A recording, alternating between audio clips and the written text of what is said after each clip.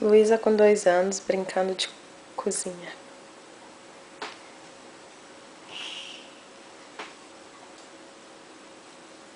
O que você tá fazendo pra mamãe? Mãe, vai sentar aqui. Você vai trazer comida pra mamãe? Vai? É esse ou vai no copo? Fecha aqui, mamãe. Eu fecho. Não, Ah, esse é nesse. Desculpa, Lulu. Quer que eu feche? Oh! Oh!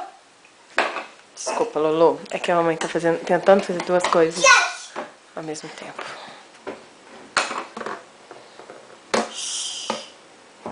mamãe. Mas cadê o copo da mamãe?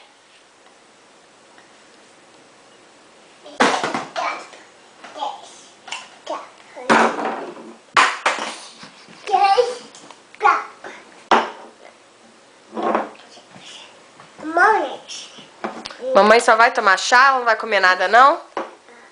É?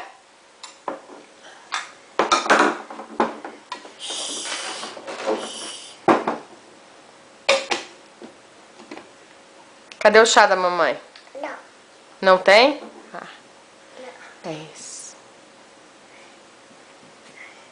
Esse aqui, mamãe. Esse aqui,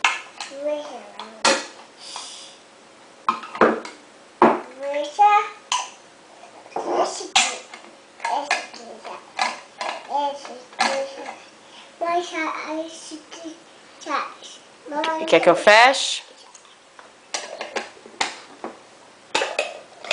Esse aqui,